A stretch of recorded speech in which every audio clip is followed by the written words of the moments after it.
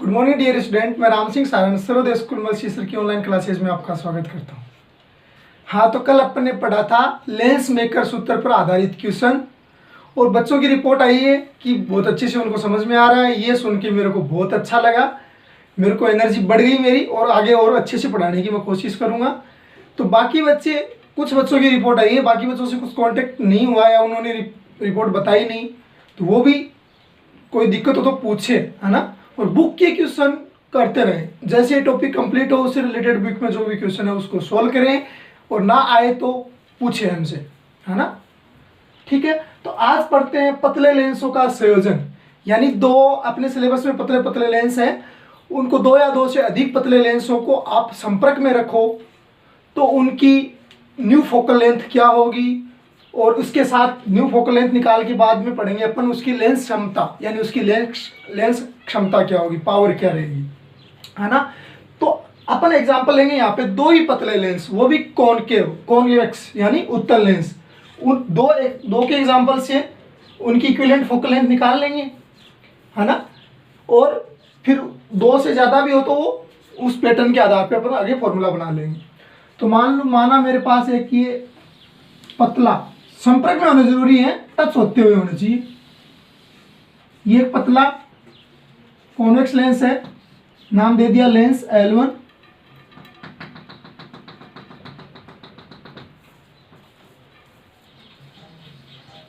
ये इसका optical centre O1, इसके संपर्क में रखा है एक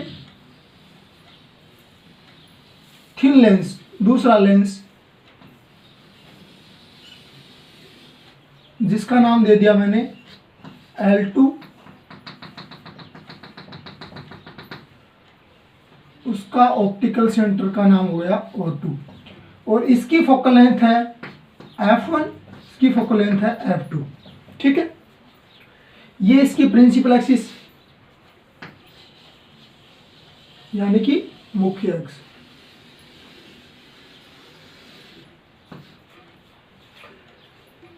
अब मान लो यहां पे कोई ऑब्जेक्ट रखा है, ऑब्जेक्ट O, तो आपने पीछे पढ़ के आए हो अपवर्तक सतहों, दो अपवर्तक सतहों से अपवर्तन, वैसा ही कॉन्सेप्ट इसमें लगेगा। वहां पे दो अपवर्तक सतह ली थी तो दो बार अपवर्तन हुआ था, है ना। और यहाँ पे पतला लेंस है तो अपन एक लेंस से एक बार ही अपवर्तन कराएंगे। ऐसा नहीं कि इस अपवर्तक सतह द्वारा एक बार अपवर्तन, फिर इस सतह द्वारा, फिर इस सतह द्वारा, फिर इस सतह द्वारा, ऐसा नहीं। एक लेंस से एक बार ही अपवर्तन होगा, थोड़ा फर्क पड़ेगा, ये अपवर्तन करेगी फिर ये वाली सतह भी करेगी, लेकिन ये इतने पतले हैं कि इनके एक बार अपवर्तन से ही अपन समझ जाएंगे। ठीक है ना। तो मान लो यहाँ से ये ऑब्जेक्ट, तो इसका प्रतिबिंब बनाना हो तो क्या आपको दो इंसिडेंट रे चाहिए, एक इंसिडेंट ये हो गई और मान ली एक ये, तो ये तो क्या होगी, बिना डाइवर्ट हुए सीधी निकल जाएगी। ठीक है, और इसको ये अपवर्तित करेगा। तो सपोज करो एक बार के लिए L1 लेंस ही है, L2 है नहीं, तो L1 इसका प्रतिबिंब कहाँ बनाएगा, है ना। मान लो ये वीरल माध्यम है, इसका रिफ्रैक्टिव इंडेक्स N1 जो लेस देन है रिफ्रैक्टिव इंडेक्स N2, या ये बोल दो इस लेंसों के अपवर्तनांक से कम है। तो यहाँ पे मान लिया कि दोनों लेंसों का अपवर्तनांक क्या है, N2 है। ठीक है, ये सपोज करना आपको, मतलब मानना ये है कि बाहर का अपवर्तनांक लेंस के अपवर्तनांक से कम है। तो ये प्रकाश किरण क्या होगी, ये इसको ऐसे मोड़ देगा ना। तो प्रथम लेंस इसकी इमेज कहाँ बनाएगा, सीधी आती है आपतित प्रकाश किरण इस पे बनेगी इसकी इमेज, जिसका नाम दे दिया मैंने आइडेस। ठीक है, अब ये प्रकाश किरण यहां आपतित होगी। अब L1 ने मोड़ा तो ये बोला मैं भी मोड़ूंगा भाई, मेरा काम भी अपवर्त, यदि विरल से संगन में आ रही है तो मैं मोड़ने का काम करता हूं तेरी तरह, तू मोड़ सकता, मैं नहीं मोड़ सकता क्या, बोले मोड़ भाई मेरे को क्या। तो इसने भी मोड़ दी, बीच से मोड़ते हैं, बीच से मोड़ेंगे तो ज़्यादा अच्छा रहेगा। इसने मोड़ी, यहाँ प्रकाश किरण आपतित हुई, तो ये बोला मैं इमेज यहाँ बनाऊंगा, इसने फाइनल इमेज यहाँ बना दी। फाइनल मतलब 2 लेंस है तो इसकी लास्ट इमेज होगी, ठीक है। ये आपको वैसे ही नहीं लग रहा कि 2 अपवर्तक सतहों से अपन ने अपवर्तन पढ़ा था, उसी तरह से यहाँ पे 2 लेंस है, इतने पतले पतले लेंस है कि इसमें अपवर्तक सतह को इंक्लूड नहीं करना कि एक लेंस एक बार अपवर्तन कर रहा है, ऐसा सोचना है, ठीक है। समझ में आ गया क्या ये? देखो पहले इस पे आपतित हुई, इसने यहाँ अपवर्तित करके यहाँ पहुंचाई प्रकाश किरण, मतलब पहुंचाई तो नहीं वास्तव में, जब ये लेंस नहीं होता तो यहाँ आपतित होती, फिर ये अब इसके द्वारा अपवर्तित मोड़ी हुई प्रकाश किरण इस पे आपतित हुई, उसने और मोड़ दी, तो फाइनल इमेज यहाँ बन गई, ठीक है। तो मान लो इस दोनों के ऑप्टिकल सेंटर O1 O2 माने हैं, जो इतने पतले पतले लेंस हैं, तो इसकी वजह से इनका फाइनल ऑप्टिकल सेंटर O मान सकते हो, मतलब यानी 1 मान सकते हो। यानी आप यहां से इनको मापोगे, O1 से भले ही मापो चाहे O2 से मापो, अप्रोक्सीमेट O1 और O2 से मापी गई दूरियां बराबर रहेंगी UV की, है ना, बहुत पास पास है, बहुत पतले पतले लेंस है। तो यहां से मान ली मैंने ये U होगी, ऑब्जेक्ट डिस्टेंस क्या होगी U, और जो ये प्रथम लेंस द्वारा जो बनी प्रतिबिंब उसकी दूरी मैंने मान ली ये हो गई V, ठीक है। और द्वितीय लेंस ने जो प्रतिबिंब बनाई उसकी दूरी मैंने मान ली V डैश, या ये V डैश कर लो, I डैश की है तो ये हो गई V। बात समझ में आई, ठीक है। अब क्या करें, अब ये अपवर्तक सतह तो है नहीं, तो अपवर्तक सतह वाला फॉर्मूला तो लगाएंगे, तो बट्टा V, वो वाला फॉर्मूला नहीं लगाएंगे, क्या लगाएंगे, लेंस का फॉर्मूला लगाएंगे। तो लेंस का फॉर्मूला क्या है, 1/f बराबर 1/v माइनस 1/u।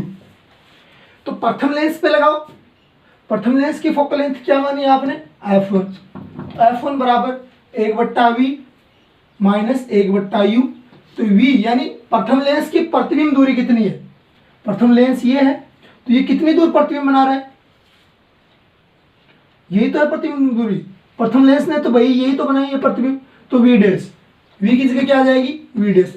तो पहले आप, मैं शॉर्ट लिखता हूं, तो आप जब एग्जाम में करो ना, मैं शॉर्ट इसलिए लिखता हूं ताकि वीडियो जल्दी कंप्लीट हो जाए। तो आप पहले मैं ये लिखूं भाई, यहाँ से O1 I डैश, यहाँ पे 1/O1 I डैश, फिर माइनस 1/O1 O, उस में टाइम वेस्ट क्यों करें, वो पता है ना आपको, आप जब कॉपी में करो तो तरीके से कर लेना, भाषा भी इंक्लूड किया करो, मैं शॉर्ट करता हूँ। मैं देखो भाषा किसी की काम नहीं आती, जो आप क्वेश्चन करते हो ना एग्जाम में, तो रटना तो है नहीं, फिजिक्स है, रटी तो जाती नहीं, समझी जाती है, तो उसमें आपकी खुद की थ्योरी काम आएगी, यानी खुद का तरीका काम आएगा। तो अपना खुद का तरीका डेवलप करो, कॉन्सेप्ट पकड़ो बस, ठीक है। बुक की हेल्प करो, बुक की सहायता लो, बुक की क्या हेल्प करेंगे, बुक हमारी हेल्प करती है। 1/v, तो यहाँ पे क्या होगी v डैश, प्रथम लेंस के कारण दूरी कितनी है, प्रतिबिंब दूरी v डैश है ना, माइनस ऑब्जेक्ट, प्रथम लेंस के लिए ऑब्जेक्ट ये कितनी दूरी है u, 1/u। इसमें साइन कन्वेंशन नहीं लगाना, देखो ध्यान रहे, कोई भी डेरिवेशन करते हो ना उसमें साइन कन्वेंशन नहीं लगाना, लेकिन जो डेरिवेशन के बाद जो फॉर्मूले आते हैं फाइनल फॉर्मूले, उनसे जब न्यूमेरिकल करते हो तो वहाँ साइन कन्वेंशन लगाना है। तो यहाँ पे भी मैं दूसरा डेरिवेशन कर रहा हूँ, तो यहाँ साइन कन्वेंशन नहीं लगाना, साइन कन्वेंशन न्यूमेरिकल्स में लगाना होता है, ठीक है। तो ये बात ध्यान में रखना, 1/f, इसको मैंने नाम दे दिया इक्वेशन फर्स्ट, ठीक है। अब इक्वेशन सेकंड, दूसरा लेंस ये, आप इनको अलग भी बना सकते हो, दूसरे लेंस को ऐसे भी अलग बना सकते हो कि द्वितीय लेंस के कारण प्रतिबिंब निर्माण, प्रथम का अलग बना सकते हो, जैसे एक बार द्वितीय का समझ लो, प्रथम का फिर आप खुद ही बना लोगे। दूसरा L2 लेंस है ये, इसका प्रकाशिक केंद्र O2 ये है, यहाँ पे प्रकाश किरण ऐसे आपतित हो रही है,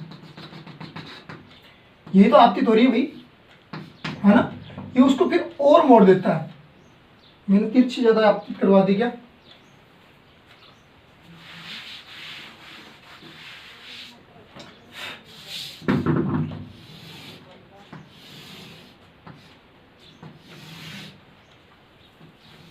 जैसे यहाँ आपकी दूरी, ये उसको ऐसे फाइनल इमेज यहाँ बनाता है। तो ये प्रकाश किरण यानी आई डैश यहाँ थी, तो मान लो एक प्रकाश किरण ये आई, तो यहाँ ये प्रकाश किरण दोनों यहाँ मिली, तो इमेज यहाँ बन गई ना। तो इनको पीछे बढ़ाओगे ना, इनको पीछे, तो ये कहीं मिलेंगी नहीं, तो फिर वो आती हुई कहाँ से लगेंगी, वो यहाँ से आती हुई लगेंगी, यानी इससे और ये। तो इसका मतलब ये हुआ कि जो फाइनल इमेज है उसका ये काल्पनिक इमेज होगा, वही जो दो अपवर्तक सतहों से उसमें कॉन्सेप्ट देखा था, यानी जो आई डैश है वो इस आई का काल्पनिक ऑब्जेक्ट होगा, वर्चुअल ऑब्जेक्ट, यानी आभासी बिंब होगा। कौन? आई डैश, किसका? आई का, क्योंकि पीछे तो मिल नहीं रही, ये मिल रही है यहाँ पे, तो यहाँ मिलती प्रतीत हो रही है। तो आपको क्या, आप इधर से देखो तो आपको क्या लगेगा कि ये प्रतिबिंब इसके कारण बन रही है। तो जो सेकेंड लेंस है ना, सेकेंड लेंस के लिए बिंब ये नहीं होगा, फिर बिंब ये होगा जो अपन पीछे पढ़ के आए, उसी तरह कोई कॉन्सेप्ट है सेम टू सेम।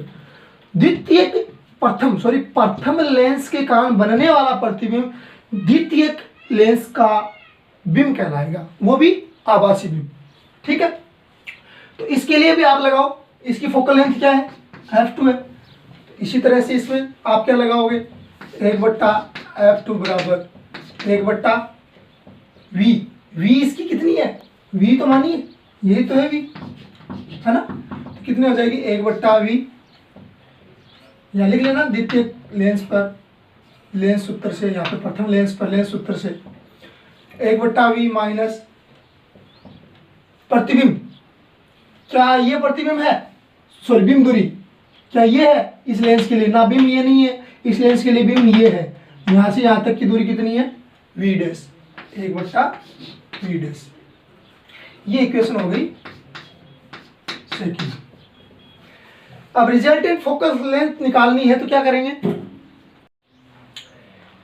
तो द्वितीयक लेंस के लिए प्रतिबिंब दूरी ये होगी, ये यहाँ तक v, और बिंब दूरी क्या होगी? v dash. ये बात समझ में आएगी ना। प्रथम लेंस का प्रतिबिंब द्वितीय लेंस के लिए काल्पनिक बिंब होता है। ठीक है, अब रिजल्टेंट फोकल लेंथ माना क्या है? दोनों लेंसों की रिजल्टेंट फोकल लेंथ मान ली आपने एफ इक्विवेलेंट। तो क्या किया जाए? एक बार इनको जोड़ो, एक बार इक्वेशन फर्स्ट और सेकंड को जोड़ेंगे। वैसे पहले समझना चाहो तो जोड़ा क्यों और देख लो। जैसे मान लो इनका रिजल्टेंट लेंस ये प्राप्त हुआ,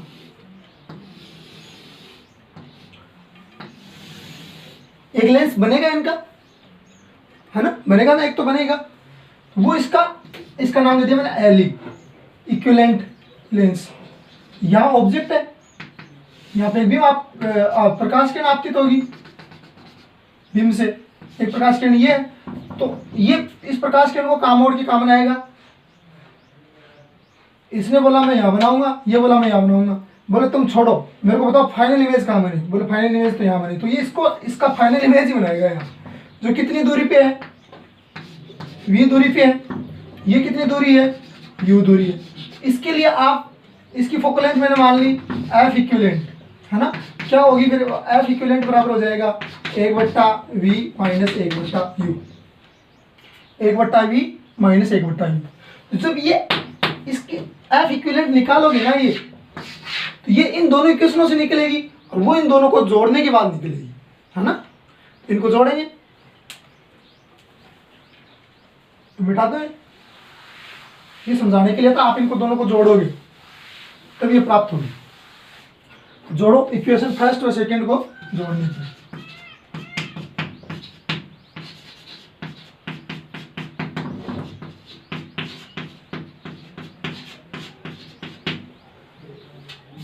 जोड़ने पे जोड़ो फर्स्ट को सेकंड को, तो 1/f इक्विवेलेंट बराबर 1/f1 प्लस 1/f।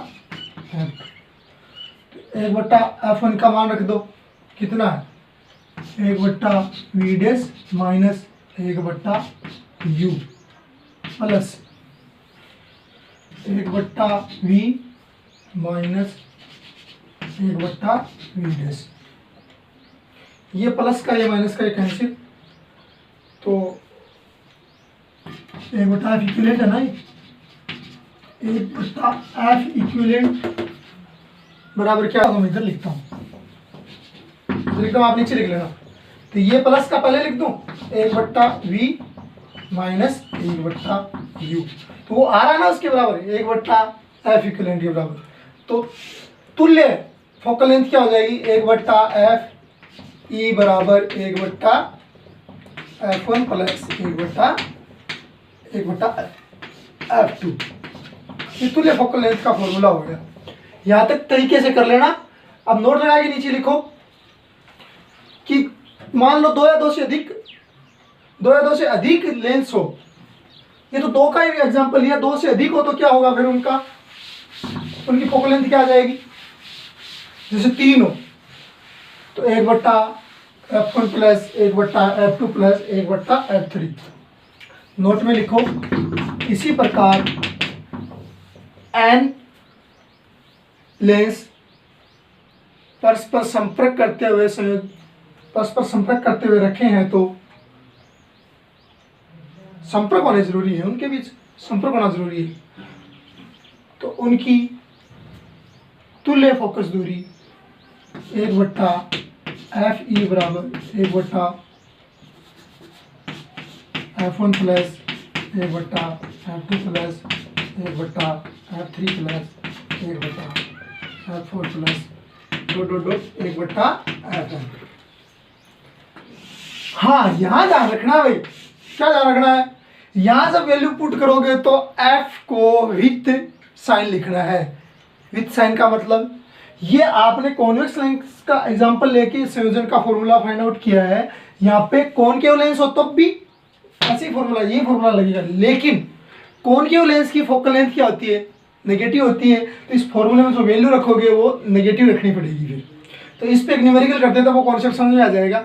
यानी कॉनकेव लेंस की फोकल लेंथ नेगेटिव रखोगे और कॉन्वेक्स लेंस की फोकल लेंथ पॉजिटिव रखोगे। होती भी है, पढ़ के आए अपन, पता है। अब जो बाहर रेयर मीडियम हो तो बाहर रेयर का एग्जांपल लिया और रेयर मिलेगा आपको हर क्वेश्चन में। उतारो, हाई क्वेश्चन लिया है तुल्य फोकल लेंथ पे। एक उत्तल लेंस है जिसकी फोकस दूरी मैंने मान ली 5 सेंटीमीटर और एक अवतल लेंस जिसकी फोकस दूरी मान ली मैंने 15 सेंटीमीटर। तो उनको संयोजित कर दिया जाए, आपस में संपर्क में करके रख दिया जाए, तो जो रिजल्टेंट उनका लेंस बनेगा उसकी फोकल लेंथ क्या होगी। तो आप तो फॉर्मूला लगाओ, अभी जो आपने फाइंड आउट किया 1/f equivalent equal to 1/f1 plus 1/f2। 2 ही लेंस है तो यही लगाएंगे, और होते तो आगे और लिखते जाते। प्रथम लेंस किसको माना, उत्तल लेंस। प्रथम लेंस उत्तल लेंस है, तो उत्तल लेंस की फोकल लेंथ क्या होती है, हाँ धनात्मक होती है। तो क्या आ जाएगा 1/5। यहाँ विथ साइन लिखना, फॉर्मूले से न्यूमेरिकल कर रहे हो ना, न्यूमेरिकल में साइन लगाना है, साइन कन्वेंशन रूल लगा के फिर रखोगे, ठीक है ना। तो रखो। तो सेकंड क्या है, अवतल लेंस है, सेकंड अवतल लेंस है तो उसकी वैल्यू रखो प्लस 1/-15 हो जाएगी। क्यों, अवतल लेंस की फोकल लेंथ नेगेटिव। हाँ वो लाइट गई, देखो ठीक दिख रहा होगा, चलो खोल दो। क्या हो जाएगा 1/5 माइनस 1/15। एलसीएम आ जाएगा कितना, 15 या 3 माइनस 1, 1/f इक्विवेलेंट बराबर क्या आ जाएगा 2/15। तो आपको f इक्विवेलेंट चाहिए तो f इक्विवेलेंट बराबर कितना आ गया 15/2 सेंटीमीटर, यानी कि 7.5 सेंटीमीटर। पॉजिटिव है ही ना। हाँ, तो जो रिजल्टेंट लेंस बनेगा वो उसकी प्रकृति कैसी रहेगी, उत्तल रहेगी, यानी वो उत्तल लेंस ही होगा। और यहाँ देखो उसकी फोकल लेंथ कम आ रही है, किसकी, उत्तल लेंस की, और अवतल लेंस की फोकल लेंथ ज़्यादा है, और रिजल्टेंट बन रहा है वो किस टाइप का है, उत्तल टाइप का, उसकी फोकल लेंथ 7.5 आ रही। इसका मतलब ये हुआ कि जिस लेंस की फोकल लेंथ जितनी कम होगी उसकी उतनी ही लेंस क्षमता ज़्यादा होगी। तो आप अभी आगे पढ़ेंगे अपन। तो या आप तो ये समझो, जिसकी दो लेंस दे दी उत्तल अवतल, जिसकी लेंस फोकल लेंथ कम है उसका रिजल्टेंट लेंस बनेगा उसी प्रकृति का। ठीक है, उतारो। हाँ, तो अब पढ़ते हैं लेंस क्षमता यानी पावर। देखो जैसे वैसे लेंस क्षमता दर्पणों की भी होती है, आगे सूक्ष्मदर्शी संयुक्त सूक्ष्मदर्शी पढ़ोगे उनके लिए भी है, उनमें भी लेंस होते हैं। तो यहाँ पे अपने सिलेबस में है लेंसों के लिए लेंस क्षमता। लेंस क्षमता कहते किसको है? किसी लेंस द्वारा आपतित प्रकाश किरणों को मोड़ने की क्षमता।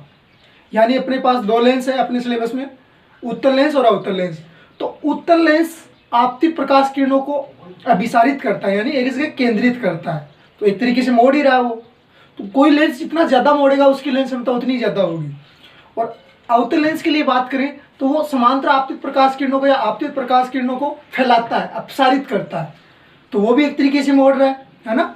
तो उसकी भी लेंस क्षमता, वो उत्तल लेंस का अपोजिट कर रहा है, तो एक को नेगेटिव लेना पड़ेगा, एक को पॉजिटिव। तो उत्तल लेंस की लेंस क्षमता तो पॉजिटिव होगी और अवतल लेंस की लेंस क्षमता नेगेटिव होगी। तो जिस लेंस की जितनी फोकस दूरी कम होगी वह लेंस उतना ही आपतित प्रकाश किरणों को मोड़ेगा, यानी उतना ही ज़्यादा मोड़ेगा। तो पावर, लेंस क्षमता को क्या कहते हैं? पावर। वो प्रोपोर्शनल होती है 1/4 फोकल लेंथ, यानी लेंस की फोकस दूरी के व्युत्क्रमानुपाती होती है। तो इसका आप ये हटाओगे, यहाँ पे एक मान लेना है, एक माना हुआ है और एक ही मानना, तो P बराबर क्या हो जाएगा? 1/f, ये फोकल लेंथ होगी। अब देखो, आप बताओ उत्तल लेंस की फोकस दूरी क्या होती है? धनात्मक। तो उत्तल लेंस के लिए लेंस क्षमता क्या आ जाएगी? धनात्मक, है ना। अब आपको कोई कह दे कि फोकल लेंथ ज़्यादा होगी तो लेंस क्षमता कम क्यों होगी, वो समझने के लिए आप ऐसा समझो कि एक लेंस ये है उत्तल और दूसरा उत्तल लेंस ये ले लिया मैंने। आपको किसकी फोकल लेंथ ज़्यादा लग रही है? इसकी, हाँ बड़ा है ना। इसकी फोकल लेंथ मान ली ये है f1 मान ली, चलो। तो इस पे कोई मान लो समांतर, मुख्य इसके समांतर या अनंत से आपतित प्रकाश किरण इस तरह से आ रही है, तो ये उसको कहाँ केंद्रित करता है? फोकस बिंदु पे।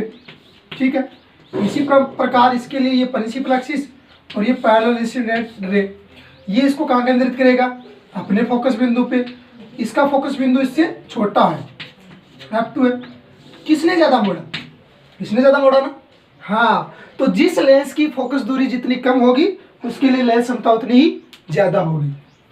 और इसके लिए आप नोट लगा के लिखो, यदि लेंस की फोकस दूरी मीटर में हो, यदि लेंस की फोकस दूरी मीटर में हो तो लेंस क्षमता का मात्रक होता है डायोप्टर। डायोप्टर क्या होता है? डायोप्टर, हेलीकॉप्टर नहीं, डायोप्टर। हेलीकॉप्टर तो मोदी जी ने बंद कर रखे हैं। डायोप्टर क्या है? डायोप्टर। ठीक है, कब लेंस की फोकस दूरी किस में होनी चाहिए? मीटर में। मीटर में नहीं है तो आप उसको कन्वर्ट कर लो, तो क्या हो जाएगा? डायोप्टर। लेंस क्षमता का मात्रक डायोप्टर। और दूसरा नोट, उत्तल लेंस की लेंस क्षमता नेगेटिव और अवतल लेंस की लेंस क्षमता पॉजिटिव होती है। सॉरी, उल्टा बोल दिया। उत्तल लेंस की लेंस क्षमता पॉजिटिव और अवतल लेंस की लेंस क्षमता नेगेटिव होती है। अवतल लेंस की लेंस क्षमता नेगेटिव कैसे होती है ये और समझ लो। ये का अवतल लेंस है, ये मुख्य इसके समांतर आपतित प्रकाश किरण, ये उसको क्या करेगा? अपसारित करेगा, फैला देगा ऐसे। यानी इसकी फोकल लेंथ इधर है ना, नेगेटिव, आपतित प्रकाश किरण की विपरीत दिशा में नेगेटिव। तो अवतल लेंस के लिए P बराबर क्या हो जाएगा? 1/-f, तो क्या आएगी? नेगेटिव आएगी। तो लिख लो, अवतल लेंस की लेंस क्षमता नेगेटिव होती है। ठीक है, ये डायग्राम करके करना चाहो तो आप कर लेना, कोई दिक्कत नहीं है इससे। पर मेन बात यही है, लेंस क्षमता किसको कहते हैं, उसका मात्रक क्या है। ठीक है, और उसका मात्रक डायोप्टर होता है। डायोप्टर करना है कब? फोकस दूरी किस में हो? मीटर में। मीटर में नहीं है तो उसको कन्वर्ट कर लो, सेंटीमीटर में है तो मान लो 100 का भाग दे के उसको मीटर में कन्वर्ट कर लो। तो इस पे न्यूमेरिकल भी बन सकता है, आपको सेंटीमीटर में दे दे फोकस दूरी तो आप उसको मीटर में कन्वर्ट कर लेना, फिर लेंस क्षमता निकाल लेना, और उत्तल लेंस है तो उसके लिए पॉजिटिव रख लेना, अवतल लेंस है तो उसके लिए नेगेटिव रख लेना। ठीक है, लास्ट नोट लिखो, अवतल लेंस की फोकस दूरी लेंस क्षमता नेगेटिव होती है क्योंकि उसकी फोकस दूरी भी नेगेटिव होती है। उतार लो। अब दो से ज्यादा लेंस हो तो उसके लिए तुल्य लेंस क्षमता निकालो तो क्या करोगे, इसको क्या लिख सकते हो, रिजल्टेंट फोकल लेंथ का व्युत्क्रम बनाए तो इसकी जगह आप ये लिख सकते हो resultant focal length P equivalent लिख सकते हो ना। अरे 1/2 इक्वल टू क्या होता है पी, तो ये हो जाएगा फर्स्ट लेंस की लेंस क्षमता है यहाँ पे P1 प्लस ये सेकेंड लेंस की लेंस क्षमता है तो P2 प्लस ये P3 प्लस P4, ऐसे जितने भी लेंस हैं उनकी लेंस क्षमता ऐसे आप डायरेक्ट जोड़ दोगे तो क्या आ जाएगा, फिर रिजल्टेंट लेंस की लेंस क्षमता आ जाएगी। लेकिन ध्यान रखना है इसके अंदर भी साइन का, तो छोटा क्वेश्चन कई बार पूछ लेते हैं कि एक उत्तल लेंस है जिसकी लेंस क्षमता मान लो 10 डायोप्टर और एक अवतल लेंस है जिसकी लेंस क्षमता मान लो 20 डायोप्टर, ऐसा कोई क्वेश्चन मिल जाए आगे तो तुल्य लेंस क्षमता ज्ञात करो, या इनका जो रिजल्टेंट लेंस बनेगा उसकी लेंस क्षमता क्या होगी। ये उत्तल लेंस है और ये अवतल लेंस है, तो क्या आपको इनको डायरेक्ट जोड़ दोगे 10D प्लस 20D ना, गलत हो जाएगा, विथ साइन रखना है। 10D तो प्लस में आएगा और ये किस में आएगा 20D माइनस में, यानी जो रिजल्टेंट लेंस बनेगा उसकी लेंस क्षमता क्या हो जाएगी -10D, यानी वो अवतल लेंस की प्रकृति का होगा। ठीक है, अवतल लेंस होगा वो। ऐसे छोटे क्वेश्चन आ सकते हैं, ये रखो। अब अगला नोट लिखते हैं, मिटाता हूँ मैं। अब मान लो आपको कोई पूछ ले कि दो या दो से अधिक लेंस परस्पर संपर्क करते हुए संयोजित है तो उनकी तुल्य आवर्धनता क्या होगी। तो तुल्य आवर्धनता डायरेक्ट आपको दे दी जाए तो उनको मल्टीप्लाई कर देना है। M1 मान लो एक लेंस की आवर्धनता M1 है, दूसरे की M2, तो M1 इंटू M2 डायरेक्ट गुणा करना है। इसको देखो फील कैसे समझो, इसको कैसे डायरेक्ट गुणा क्यों करना है।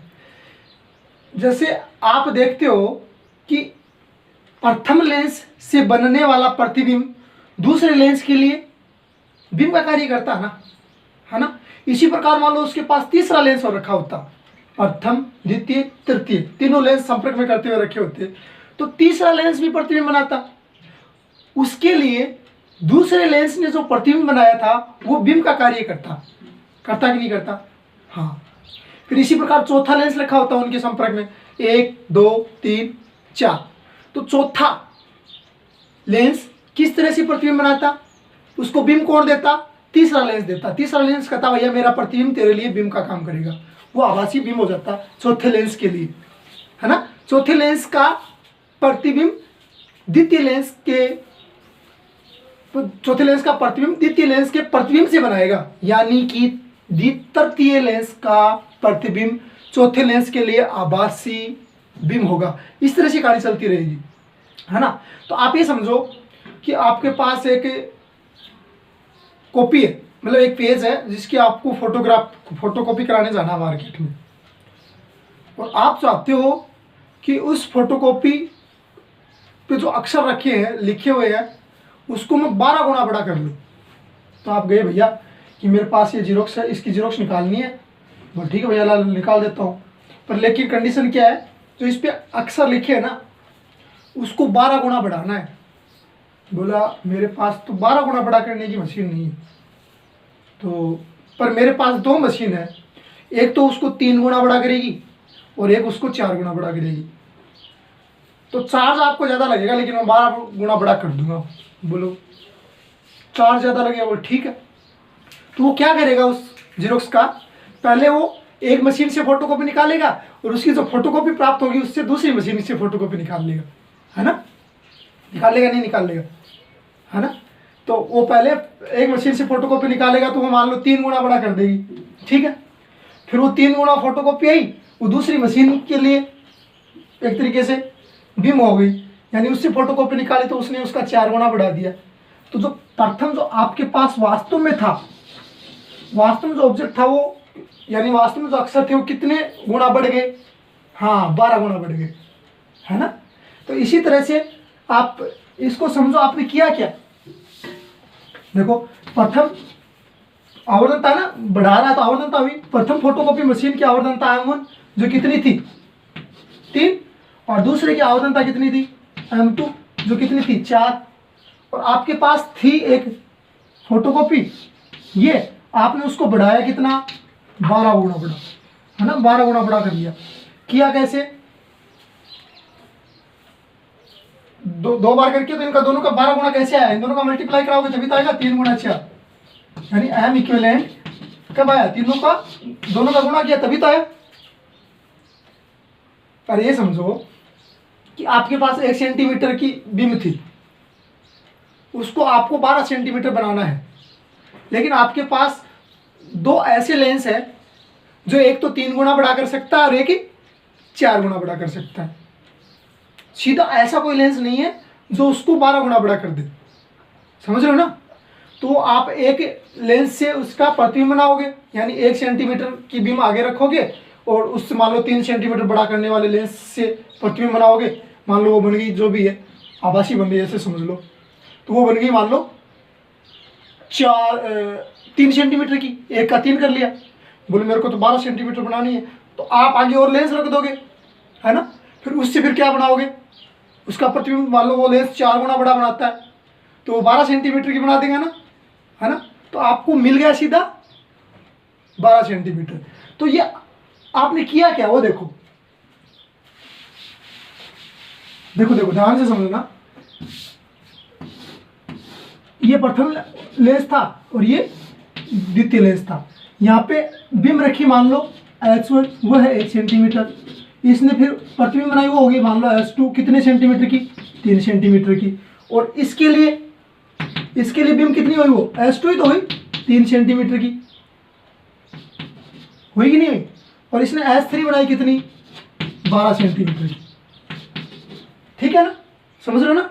1 सेंटीमीटर का 3 सेंटीमीटर, इसने 3 सेंटीमीटर की बढ़ा दी और इसने 3 सेंटीमीटर का 12 सेंटीमीटर कर दिया, ठीक है।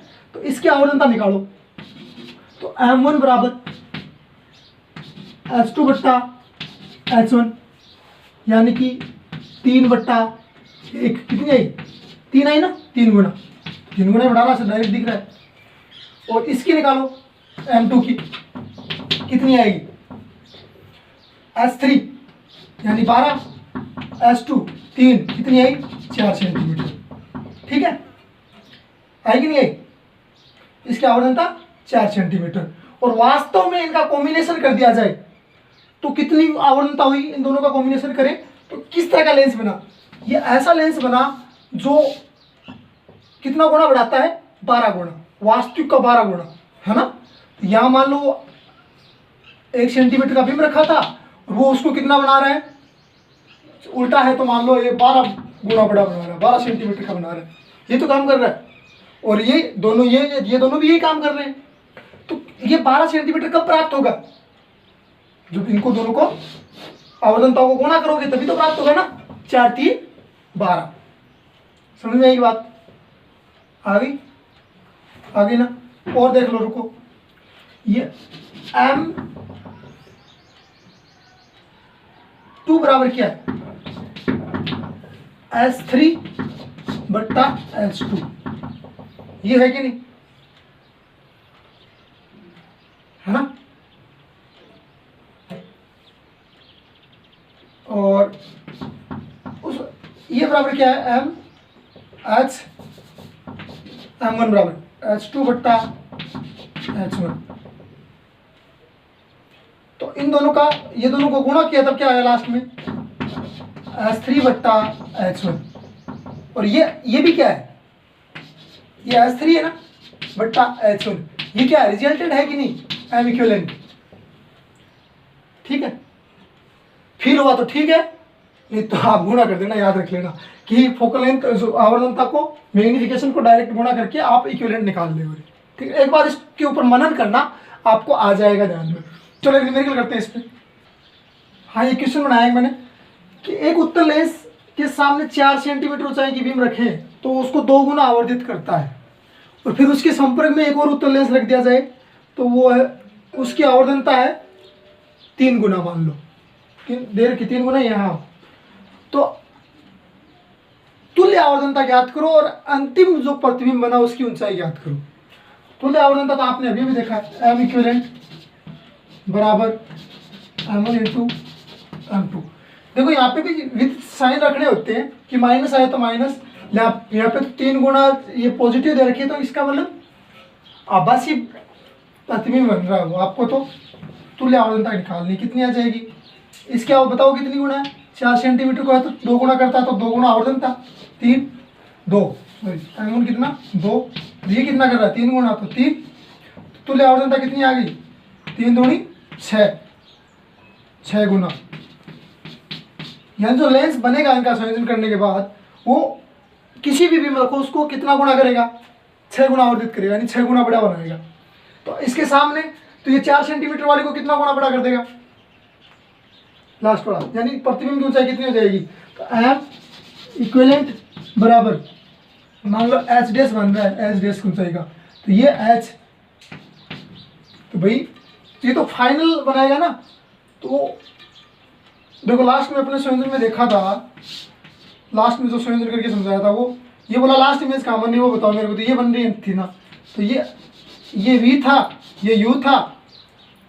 तो इसी तरह से मान लो इसके लिए क्या हो जाएगा कि 4 सेंटीमीटर को तो लास्ट में आवर्धित करेगा। अभी भी देखा था क्या आया था S3/H1 आया था ना, तो H1 क्या था 1 सेंटीमीटर, S3 क्या था लास्ट प्रतिबिंब की ऊंचाई 12 सेंटीमीटर मानी थी। तो इसी तरह से एच डैश निकालना है, एच डैश बट्टा एच कितना है 4 सेंटीमीटर, ये कितनी हो जाएगी, ये कितनी दे रखी है यहाँ पे 6 गुना। तो एच डैश निकालना है ऐसे, एच डैश कितनी आ जाएगी 6 चौक 24 सेंटीमीटर, यानी लास्ट में वो 24 सेंटीमीटर का प्रतिबिंब बनाएगा। यानी वो 4 सेंटीमीटर वाले को कितना गुणा कर देगा 24 सेंटीमीटर गुणा कर देगा, सॉरी 24 सेंटीमीटर बड़ा कर देगा, गुणा तो 6 करेगा, 6 गुना आवर्धित करेगा। ठीक है, इसको तरीके से कर लेना, करो तो। बाकी इस पर ज़्यादा क्वेश्चन पूछते नहीं है, पर पूछ ले, क्या पता पूछ लिया जाए, है ना। तो आज के लिए इतना ही काफ़ी, धन्यवाद। पढ़ते रहे, खुश रहे, जय माँ सरस्वती।